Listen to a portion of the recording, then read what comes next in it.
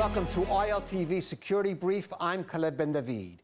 Each week, we focus on the latest developments in security and defense relating to Israel and the Middle East, impacting on this region and beyond. And we start with our top items of the past week. Prime Minister Netanyahu says new opportunities have opened to reach a Gaza agreement ahead of a visit to Washington to meet with President Trump and hopefully seal a deal. The U.S. proposal would see Hamas free 10 living hostages and the remains of 18 more during a 60-day ceasefire. The IDF boosts its operations across Gaza ahead of a possible truce, with troops seizing control of new areas in the northern strip and eliminating hundreds of Hamas fighters. Sergeant Yaniv Mikhailovich becomes the latest casualty killed in combat, raising the number of fallen IDF soldiers during the Gaza operation to 442, over 20 of those during the past month. U.S. and Israeli intelligence officials claim Iran's nuclear program was set back for years by their airstrikes, while IAEA Chief Grossi warns the Tehran regime could restart uranium enrichment in a matter of months. Both the U.S. and Iran say it is too soon to renew talks towards a new nuclear deal. President Trump lifts most U.S. sanctions on Syria amid reports its government is holding talks to reestablish security ties with Israel. In a cross-border operation, IDF troops operating in southern Syria arrest members of an Iranian-backed terrorist cell. A new enforcement body comprising the police, Shin Bet, and IDF will be set up to counter violence by extremist settler elements following assaults on soldiers and an arson attack on an army installation in Judea and Samaria. Defense Minister Katz says such acts will now be dealt with severely. And now our big story. Israel emerged victorious from its 12-day war with Iran. But in the wake of that victory, the government faces some difficult choices ahead as it weighs how to keep Iran from rebuilding its nuclear program, whether to accept a ceasefire deal with Hamas that would free some or all of the remaining hostages in Gaza, and if it should reach an agreement with Syria on new security arrangements in the north.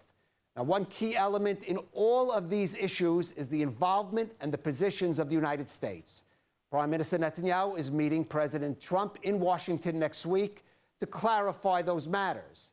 But how much will Israel be guided by America's Mideast policy concerns going forward? In the aftermath of the Iran war, is President Trump the one calling the shots for Israel in the region? Here's President Trump's press secretary setting the scene for next week's meeting with Prime Minister Netanyahu. This administration is in constant communication with Israeli leadership, and the president himself speaks frequently, as you know, to Prime Minister Netanyahu. But this has been a priority for the president since he took office, to end this brutal war in Gaza. It is because of this president that humanitarian aid is being brought into the region. It's heartbreaking to see the images that have come out from both Israel and Gaza throughout this war, and the president wants to see it end. He wants to save lives, and however, the main priority for the president also remains to bring all of the hostages home out of Gaza. And joining us now for more in studio is Ambassador Michael Oren, the former Israeli ambassador to the United States. And Ambassador Oren, Michael, thank you for joining us on ILTV. Good to be with you, Kalev, as always. And let me just start by asking you about the chances for this hostage deal next week. We've heard the outlines, the conditions of it. How close do you think we are to that? Well, I think we're very close on the American and Israeli side. The question, are we close on the Hamas side? And that's always going to be, the stumbling block. Because Israel can agree to a 60, 70, 80-day ceasefire, get a certain number of hostages back. Israel can even release Palestinian prisoners from our jail. People have been sent to prison for terrorist attacks. The big question is, Hamas is going to want to see an end of the war. End of the war means Hamas comes out of the tunnel, it declares victory, it begins to reorganize, rearm. Ultimately, it'll take over the Gaza Strip again. And that is obviously not in the interest of the state of Israel, certainly not in the interest, of the Prime Minister. And Israel is always going to want to have the option to renew the fight against Hamas once it comes out of that tunnel. Well, let's talk about that, because as you said, Israel has agreed more or less to the terms of the sort of Witkoff proposal for the 60-day ceasefire, but that includes negotiations towards a permanent truce, more challenging for Israel, more problematic. But what kind of truce, permanent ceasefire, you think Israel could agree to going forward? Israel could agree to the demilitarization of the Gaza Strip, no more guns, no more rockets, and the exile of Hamas leaders from the Gaza Strip. And the rest you begin to, dealing with the reorganizing the education of Palestinian children so they're not educated to kill Jews from age 2 onward, and rebuilding the destruction. So that, I think, Israel could live with. What impels Hamas to agree to such a thing? Now, does President Trump, whose hand has been greatly strengthened after American intervention in Iran, can he have the type of leverage on Qataris and others who support Hamas to force them to agree to this? Does Prime Minister Netanyahu, whose political position has been strengthened by Israel's victory over Iran, will he have the ability to stand up to people in his own coalition, Ministers Ben Gvir and Smotrich, who are going to oppose this ceasefire deal? Right. But as you said, President Trump could put pressure on Hamas. He could also put pressure on Israel, perhaps, to agree to some terms that may be problematic, certainly for Prime Minister Netanyahu and his government, you said, but even going forward at security concerns. How much is President Trump now calling the shots, so to speak, literally and figuratively, both for Israel and in general in the region? I'm laughing, but it's kind of a sardonic laugh in that I'm often asked on the Israeli news, are we now the 51st state? Or are we Puerto Rico last? I mean, what degree of sovereignty do we really have? And the fact of the matter is, President Biden once upon a time said don't. And everybody did. Right. Israel did, the Iranians did, the Palestinians did. This president says don't. And there really has been almost nobody who's been willing to do, with the possible exception of Putin and Russia. Right. But certainly not Israel. And certainly Putin's not dependent on the United States the way Israel is. So I think much of our latitude has been constricted in this relationship with this president for good and for bad. I can imagine a situation, this has happened in the past in our diplomacy, where the president says to Prime Minister Netanyahu, I want you to do this. This is going to be very hard. And Prime Minister Netanyahu will say to the president, well, why don't you make it public so I can go back to my own government and say, what can I do? The president forced my hand. Right. By the way, that is just what Begin did in Camp David with Jimmy Carter back in 1979. Begin didn't want to remove all the forces, all of Israelis from Sinai. And actually, Foreign Minister Moshe Dayan went to the President Carter and said, listen, you got to come out and say publicly, if you don't get out of Sinai, I'm going to cut off American aid. So Begin can go home and tell his government, what can I do? The president forced my hand. That has a certain role in diplomacy. And who knows, maybe Netanyahu can avail himself of that role. All right. Of course, this bleeds into other important issues, such as, for example, Iran moving forward. But I'm to take a step back. You wrote a piece from the Hebrew-Israeli media, actually for Ynet, the studio we're using, which you talked about how Israel has to start transforming what have been mainly its tactics in Gaza, in Iran, and security matters into more of a strategy. Could you just explain what you mean by that? Well, since 1948, our tactic has been our strategy, which means that every couple of years, an enemy is going to try to destroy us. We're going to hit that enemy hard and convince them that trying to destroy us is not a good idea. And in between these battles, these wars, we will develop our society. The other side stagnates, but we have developed one of the most advanced nation states in the world. And that's been the case since 1948. Now, for the first time, I believe, there's a chance to actually make our strategy, which is we win a war, and we win a war against Iran, and we maintain a credible military threat on the table. It could be an American threat, an Israeli threat, or an American-Israeli threat. If the Iranians try to rebuild Fordo, for example, it's going to elicit a military response.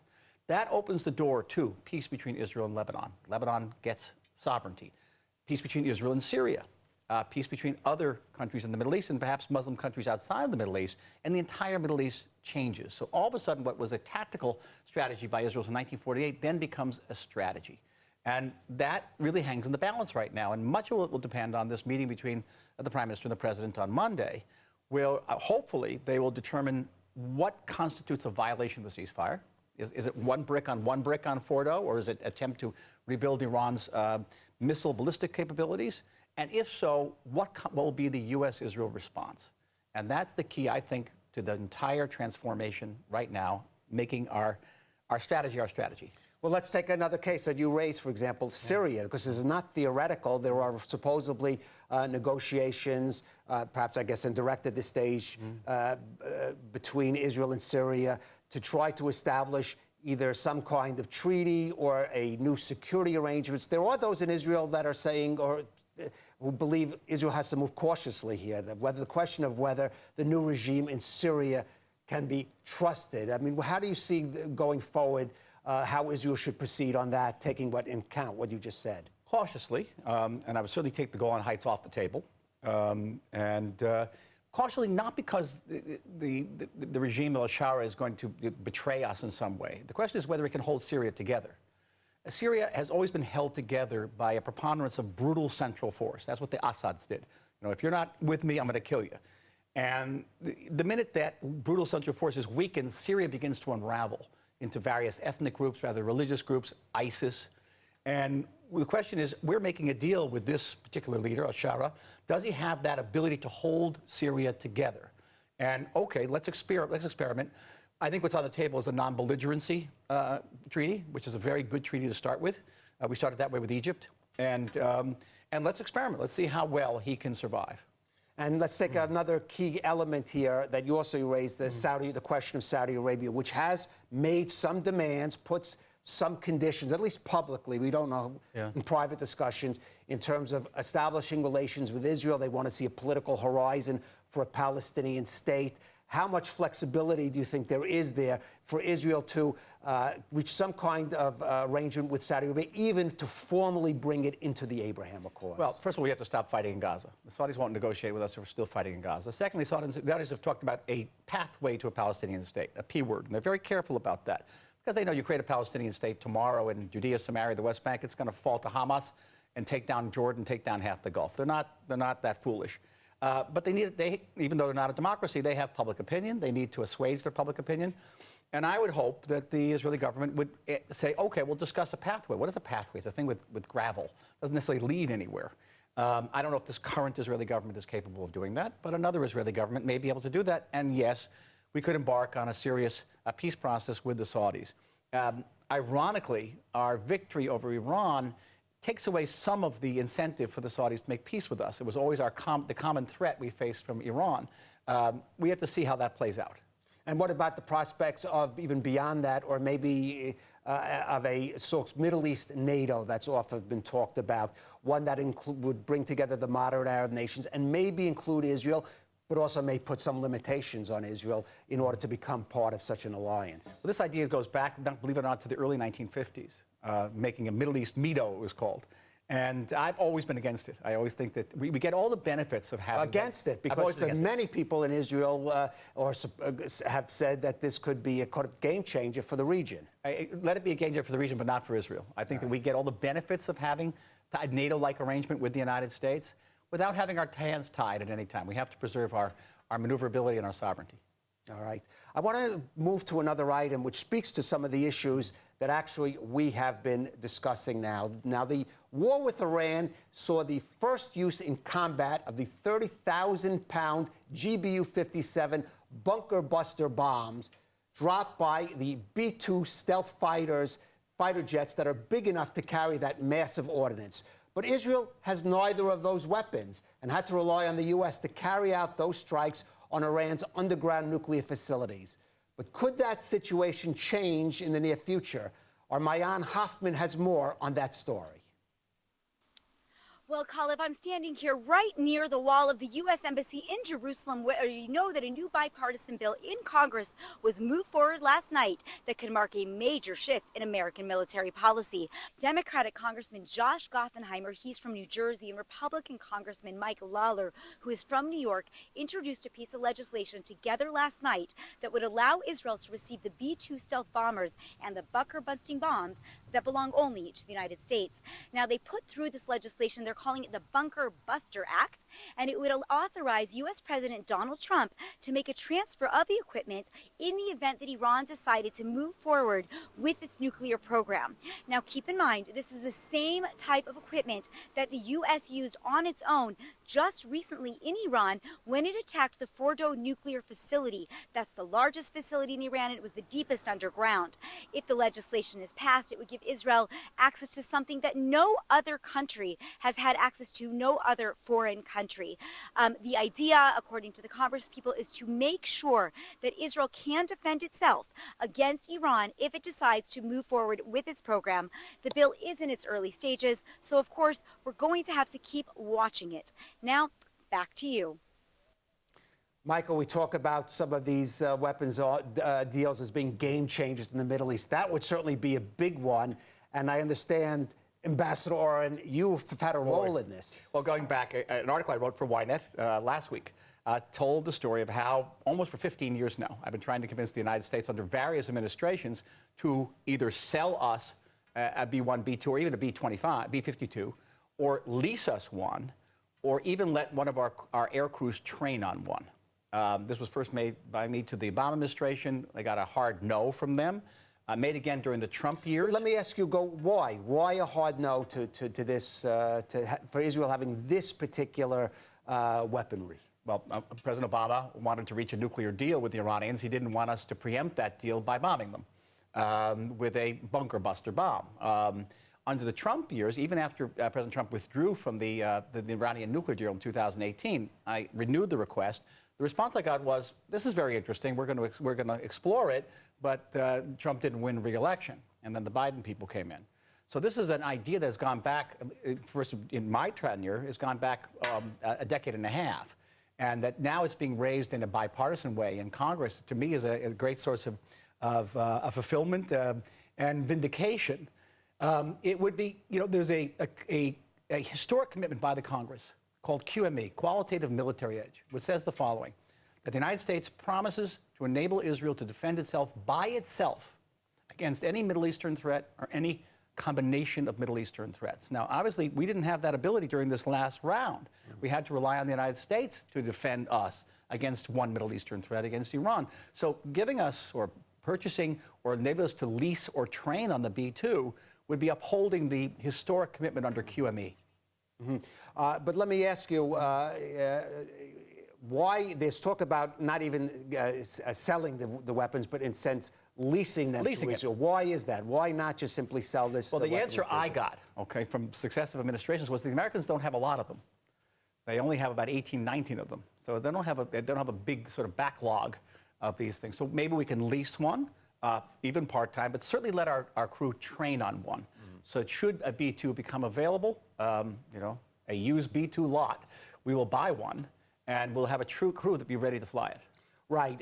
Now, President Trump has said that if Iran, if there's signs that Iran is moving again towards enrichment, towards a nuclear weapons capability, that there would be action on it. At the same time, we know that there are elements within his support and his base are not happy with the U.S. acting.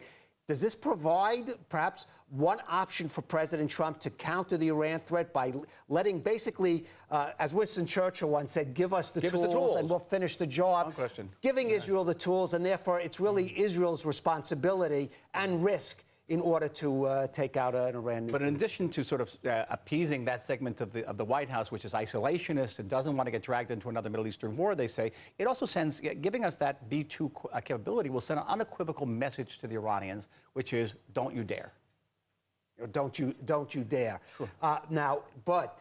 What kind of impact, maybe some of the hesitations, is this specifically for the Iran threat, but how much leverage would this give Israel an advantage over simply every other military in the region? And you can imagine countries that are not, say, outright enemies of Israel, but countries like Turkey or Saudi Arabia would respond to this really quantitative leap for Israel in its technology. But going back to the QME, that has been America's commitment now for several decades. And so all of our friends in the Middle East and some of our frenemies in the Middle East understand that America has committed to ensure that we do have that technological edge. We do have the military edge all the time. And it's interesting. Think of what that commitment says. It's not just against one Middle Eastern adversary, but a combination of Middle Eastern adversaries. That's a huge, huge military advantage. Right. I want to just go back to talking about how bring all these elements together and how much you think of your years of observing the region, we are really moving towards a kind of new era in the Middle East. What we've seen, the change with Iran, what's happened now in Syria, totally unprecedented developments. The sea change in Saudi Arabia, maybe even a country like Qatar now, after having their attacks on against their soil by Iran, how much really we are now in an era which, I hate to use the expression new Middle East, which lost a lot of currency in the Oslo Accords, but how much that we are now on the verge of. I'll quote an eminent source, my cab driver, who said, we're not living during historical times, we're living during biblical times. Biblical times. And it could be that could be good or bad, Mike. But here, it's, yes, everything hangs in the balance. But I want to be cautious here. There's a tremendous amount of excitement, very legitimate, very justified about Israel's military prowess in this campaign. I mean, they'll be studying this at West Point for the next 50 to 100 years. It was really quite extraordinary. Right, and you wrote the definitive book, I should say, about the Six-Day War. I wonder if maybe on the 12-Day War, that might be something coming. This is potentially even more transformative, really. And, but I caution you, we have to look at the situation not only through Israeli or Western eyes, we have to look at it through Iranian eyes. And I want to give you just the way this could be viewed. The Iranians could say, listen, yeah, we suffered a lot. We were humiliated. We took a lot of hits. But look, we stood up against the world's biggest superpower for 12 days and its lavishly armed proxy. We reduced the Americans to bombing for one night when they had no real threat there. And when we fired a couple of rockets at Qatar, the president immediately sued for a ceasefire and forced Israel to accept the ceasefire. So we're still there. And the Iranians could think, their regime could think, okay, we could start testing this, start coming back. And it's in their DNA, it's in their raison d'etre. So I think we have to be aware of this. You know, a lot of issues, I go out in the American press a lot, and they're always asking me, were the facilities destroyed? Were they obliterated? How many years were they set back? I think all those questions are irrelevant. There's only two questions that are relevant. Right. One is, what is the motivations of the Iranians? Are they deterred or are they not deterred? And if they are not deterred, what are the United States and Israel prepared to do about it? All right. We are certainly biblical times, certainly interesting times, as they say. Ambassador Michael Oren, thank you for joining us on ILTV Security Brief. And now a final word.